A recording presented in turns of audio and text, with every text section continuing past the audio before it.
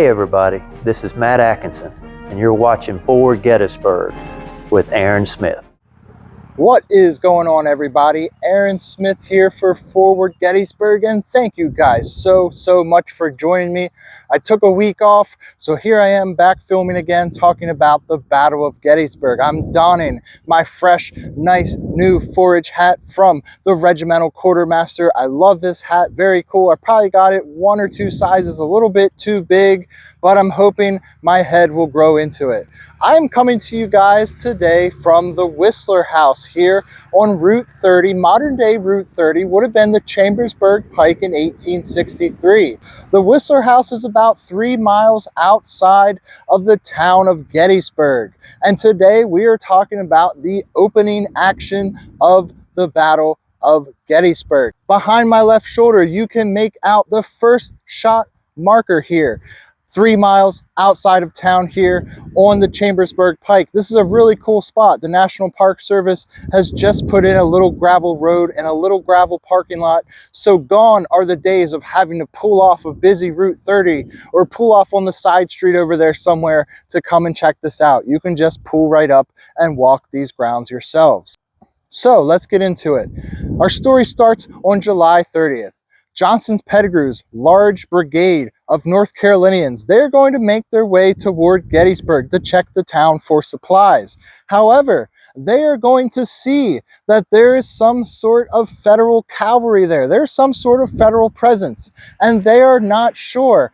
Obviously, we know Jeb Stuart is gallivanting all the way in Dover, Pennsylvania, and Carlisle, and all those areas up north, going all the way around Gettysburg, so they have no idea what that federal presence is. So on July 1st, Henry Heath, he is going to send 2 brigades of his division under Archer and Davis. He's going to send them towards Gettysburg. Meanwhile, John Buford has set up a defense around Gettysburg.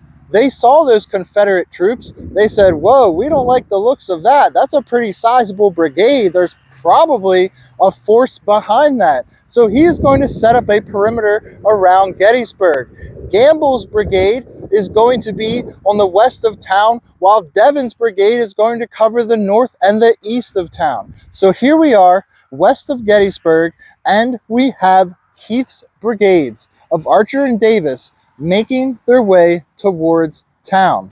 Now, the interesting thing about this is the cavalrymen are going to fight dismounted. So that means right off the bat, 1/4 of their force is going to be non-combatants. Why are they going to be non-combatants? Well, 1 out of every 4 men, whenever they fight dismounted, he's going to be in charge of holding the horses for the other 3 men. So 1/4 of his force, they are not combatants. He's going to field around 2,000 cavalrymen in those 2 brigades. So Heath and Davis, they're going to make their way down the Chambersburg Pike from Cashtown. They're going to make their way down, and they're marching in column, and they might send their skirmishers forward to kind of probe out and see what's there. And now all of a sudden we have these dismounted federal cavalrymen firing at them. And the cavalrymen have a unique advantage. They are able to provide a higher volume of fire due to their breech loading Sharps carbines.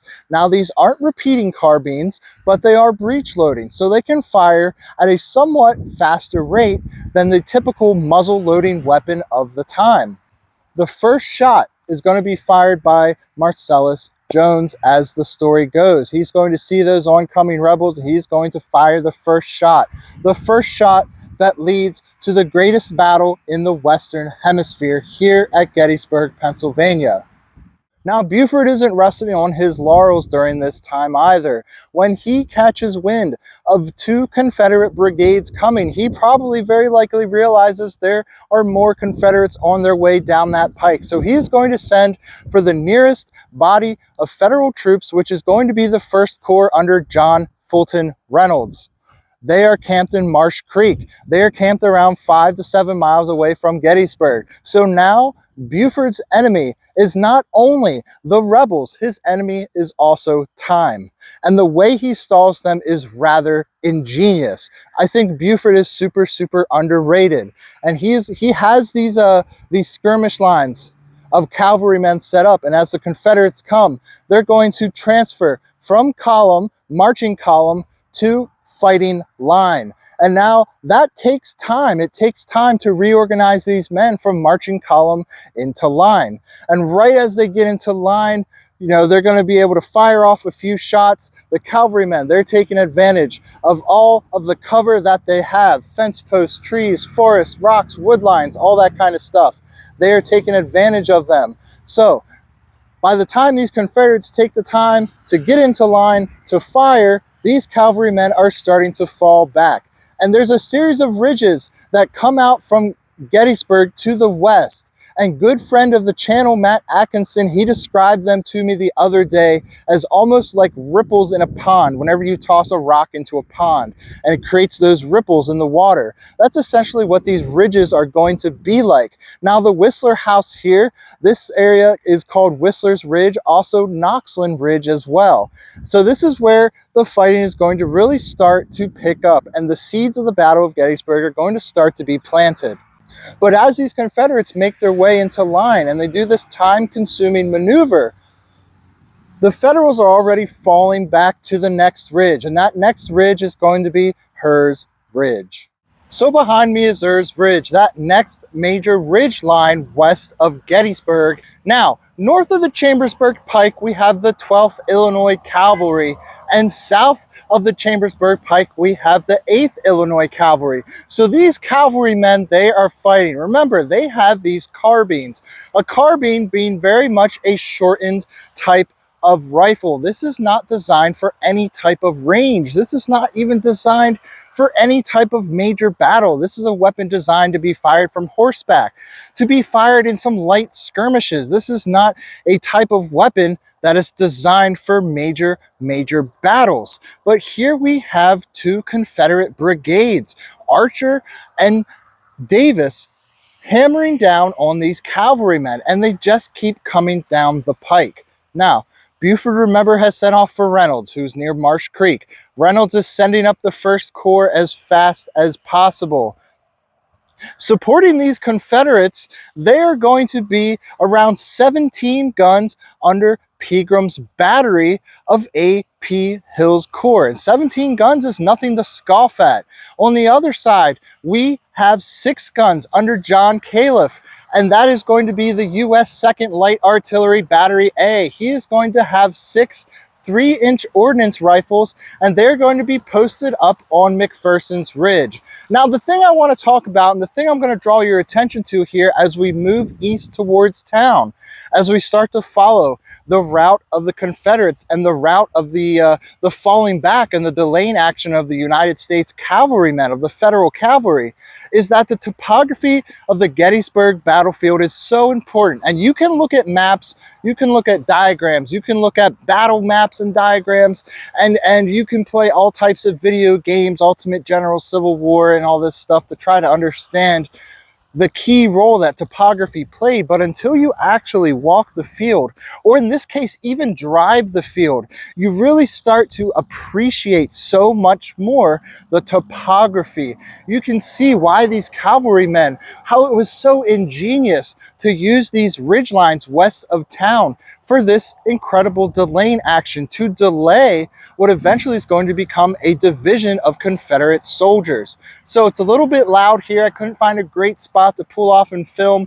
Route 30 is maybe 50 yards, 25 yards behind me. So let's move on into the Gettysburg National Military Park proper and talk about some more of the action.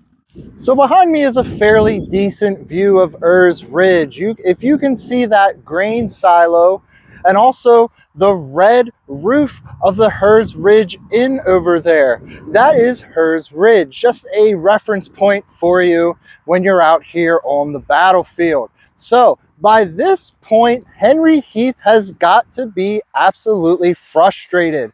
What he thought was just a small little force has put up one hell of a fight here, one hell of a fight against his troops, his veteran troops, his toughened Confederates. So at this point, when Henry Heath reaches URS Ridge, he is just more than likely beyond frustrated. Part of what I love about history and part of what helps me learn about history is putting myself in their shoes, is trying to put my mind in their mind. And by this point, I would be incredibly frustrated. Here I am doing a reconnaissance in force, trying to see what is going on in Gettysburg in the first place, what this force is. So I sent 2 brigades, not 2 small brigades, but 2 decent-sized brigades, and they are getting delayed and stopped and just totally stalled at every moment. So by the time he reaches URS Ridge, Henry Heath, he's probably frustrated, he's probably a little bit upset, and now he's going to deploy those 17 guns of Pegram's battery, and he is going to start to pound away at these Federal cavalrymen. Now, John Califf, he only has 6 guns. He's obviously outgunned, but what he's going to do is he's going to split his battery up into 3 sections. He is going to place a section somewhere in the vicinity of the Chambersburg Pike, somewhere near the Pike, north of the Pike, and south of the Pike. And he is going to make it appear to the Confederates that they're facing a much larger force than they actually are. Now, remember, the Union cavalry's plan is not to wipe out these brigades, is not to do these daring maneuvers and these elegant tactics to try to destroy and crush them and send them back down the Richmond. No, that's unrealistic. They're not going to do these grand Napoleonic cavalry charges. They're not going to be the Polish hussars and charging into the Turks. No, none of that is happening. They are simply stalling. And by that metric, they are doing an excellent job. Probably one of the most beautiful delaying maneuvers of the American Civil War and likely in all of American history. They are merely delaying the Confederate infantry until the First Corps can arrive. So behind me is the beautiful statue by Patrick Kelly dedicated to John Buford. Also is one of John Califf's 3-inch ordnance rifles, the first cannon fired at the Battle of Gettysburg. And there is a plaque on that monument right there denoting that. But what I wanted to bring to your attention, now remember earlier we talked about topography, the lay of the land. And in order to appreciate the topography of Gettysburg, of really any battlefield, you have to walk it, you have to be there, you have to drive it, you have to see it for yourself. And I never really appreciated McPhersons Ridge until I started driving out here from the west of town, from Cashtown, from, South Mountain, from that area. And as you drive from the west to the east, you come over URS Ridge and you dip way down. And then you cross Willoughby Run and you come way up. Whereas if you come from the east to the west, you come out of Gettysburg, you come off of Seminary Ridge there, and it kind of dips down to McPhersons Ridge, and it's underwhelming. But if you come from the west, you realize what a great defensive spot this is. It's a relatively high ridge, especially when your enemy is coming from the west. They're coming to the east. So the cavalrymen are here. Gamble's cavalry is now going to be reinforced on their right by Devon's cavalry, and they're fighting off these Confederates. By the time the Confederates make their attack upon McPhersons Ridge, the Union cavalry has been fighting for 2 hours. And remember, this is the kind of pot shot kind of skirmish fighting, but it's just enough to delay. You guys might recall how I told you the Confederates, they would march in column, and they were trying to keep the road clear as well, because remember, we have these 17 guns. We have this entire battery, we have this entire battalion of guns coming down the Chambersburg Road, coming down that pike. So we want to keep that pike clear for our guns. So a lot of the soldiers, they're going to be marching through the fields on either side of the Chambersburg Pike. So it's going to be slow. They're going to be making their way through these farm fields. And then they're going to have to break from column into line. And again, that's something that takes time. This is not a video game. This is not, anything like this. We have to be realistic. We have to think about how this happened historically in order to understand the action. And it takes time to move men from column into line. At the end of the day, after the entire Battle of Gettysburg is over, we can look back on John Buford and the ingenious application of dismounted cavalry fighting. And we can truly appreciate just how vital the Union cavalry played a role in the Union victory here at Gettysburg. Now, they weren't the only ones fighting on day one like the Killer Angels and the movie Gettysburg might have you believe. No, but they played an integral role. If they had not stalled, if they had not developed a defense in depth where they just slowly fall back, ridge to ridge to ridge to ridge, the Confederates likely would have overwhelmed them. The Confederates likely would have had a clear shot to the town before the First Corps was able to arrive to the field. So by 10 a.m., we do have the First Corps arriving, and Cutler's brigade will take his positions north of the pike here on McPhersons Ridge. And of course, we have the Iron Brigade taking positions south of the pike in the woods there. And the rest is history, and the rest is outside the scope of today's video. I wanted to talk about the Union cavalry and day one, and just the absolute ingenuity and the absolute flawlessness of their fluid defense that was developed here on July 1st, 1863, west of Gettysburg. Well, thank you guys so much for joining me. I can't tell you how much I appreciate all of your support, all of your feedback. It's really overwhelming, and I mean it from the bottom of my heart. Thank you guys so much. Again, I am about 200 subscribers away from being monetized on YouTube, which would be incredible. It would open up a lot of opportunities for the channel. So please, if you're watching and you're not subscribed, please subscribe to the channel for more great videos from the field here at Gettysburg, talking about the Battle of Gettysburg, the Gettysburg Campaign, and the Civil War at large. I wanted to apologize. This video is a little bit late. I normally try to get one done once a week, but like I said earlier, I am going through some personal turmoil. Life is changing. Life is changing. I think it's going to be for the better, but it doesn't always feel that way. But we have to keep on keeping on, right? We have to keep trudging on through, and that's what I'm doing, and I appreciate all your guys' support. As always, I'm your host, Aaron Smith for Forward Gettysburg. Thank you guys so much for joining me, and I will catch you on the next one.